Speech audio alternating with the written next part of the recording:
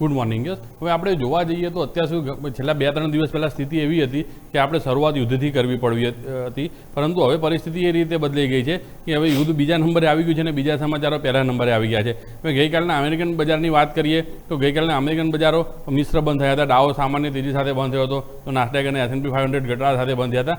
પરંતુ આ માર્કેટ બંધ થયા પછી માઇક્રોનના પરિણામ આવ્યા અને તેના કારણે નાસ્ડેક ફ્યુચરમાં 450 પોઈન્ટની તેજી જોવા મળી રહી છે અને માઇક્રોના શેરમાં 16% સુધીની તેજી જોવા મળી રહી છે. હવે માઇક્રોનના પરિણામમાં એ લોકોએ ઘણું બધું હાઇલાઇટ કર્યું છે.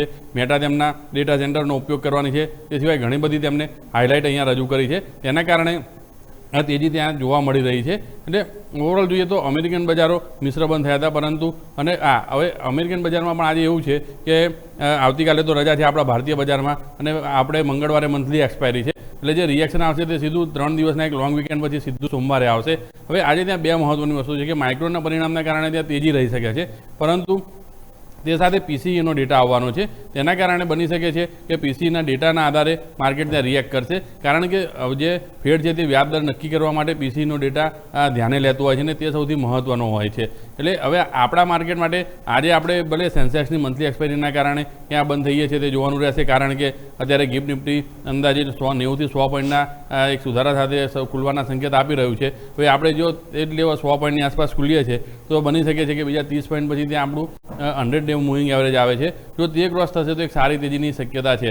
એટલે આજે આપણા માટે સેન્સેક્સની એક્સપાયરીના કારણે ગ્લોબલ ક્યુઝ કરતાં સ્થાનિક ક્યુઝ વધારે મહત્ત્વના રહેશે. અને આપણા માટે બીજી પોઝિટિવ વાત એ છે કે બ્રેન્ટ ક્રૂડના ભાવ, હવે બ્રેન્ટ ક્રૂડના ભાવ જોઈએ તો $72.50 72.50 સુધી આવી ગયા છે પ્રતિ બેરલ. એટલે અહીંયા જે યુદ્ધ શરૂ થયું હતું તે પહેલાંના લેવલે આ ભાવ પહોંચી ગયા છે. એટલે આપણા માટે ઓલમોસ્ટ નકારાત્મક સમાચારો મોટાભાગના દૂર થયા છે અને ઘણા બધા જે શિપ છે તે અહીંયા ભારત આવવા માટે નીકળી ચૂક્યા છે. એટલે અહીંયા આપણે જોવા જઈએ તો ક્રૂડને લઈને આપણા માટે હવે રાહતની વાત છે, ક્રૂડ અને એલપીજી બંને લઈને એટલે કે ઓલમોસ્ટ નવરાત્રિથી દિવાળી સુધી વાંધો આવે તેટલો સ્ટોક અત્યારે જે મંત્રાલય છે તેમના જણાવ્યા પ્રમાણે વાંધો આવે તેમ નથી. અને બીજું કે ઈરાનમાં હવે આપણને ખ્યાલ છે કે અત્યારે વડાપ્રધાન નરેન્દ્ર મોદીને આમંત્રણ આપ્યું છે 4 જુલાઈએ ખામેનીને અંતિમ સંસ્કાર કરવાના છે. તેમાં જે ભારત તરફથી સત્તાવાર જવાબ આપવામાં નથી આવ્યો કે કોણ હાજર રહેશે. એટલે અહીંયા આપણે જોઈએ તો હવે અહીંયા કોઈ સ્થિતિ બગડવાની શક્યતા નથી. IRGC એ ચેતવણી આપી છે કે અમારા નક્કી કરેલા રૂટ ઉપરથી જ જહાજો પસાર થવા જોઈએ. હવે ચેતવણીનું કારણ એવું છે કે તેમને જ્યારે યુદ્ધ ચાલતું હતું ત્યારે કેટલાક માઇન્સ અંદર પાથર્યા હતા દરિયાની અંદર. હવે જો ત્યાં આગળ જાય તો કદાચ બ્લાસ્ટ થવાની શક્યતા રહેલી છે. એટલે આ કારણે IRGC એ ચેતવણી આપેલી છે. એટલે ઓવરઓલ જોવા જઈએ તો અત્યારે કોઈ ખરાબ કે નકારાત્મક સંકેતો નથી. આ ડોલર ઇન્ડેક્સ મજબૂત થવાના કારણે સોના ચાંદીના ભાવમાં આપણે એક મોટો કડાકો જોયો છે.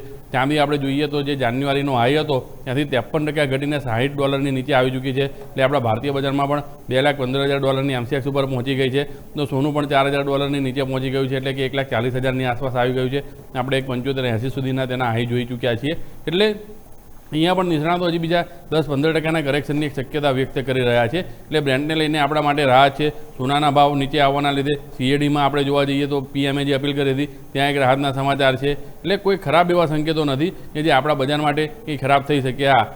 હજી આપણા માટે એક એ છે કે જ્યારે યુદ્ધ શરૂ થયું તે પહેલાં આપણે 25,000 ઉપર હતા અને અત્યારે 24 ઉપર છીએ. એટલે દુનિયાના બજારોની સરખામણીમાં આપણા બજારોમાં હજી તેજી ઓછી છે અને આજે એશિયન બજારમાં પણ તેજી છે. કે પરમ દિવસે આપણે કોસ્પીમાં 9% ઘટાડો જોયો હતો, તો ગઈકાલે 2%ની તેજી અને આજે 5%ની. એટલે ઓવરઓલ જોવા જઈએ તો આપણા માટે તમામ સંકેતો સારા છે.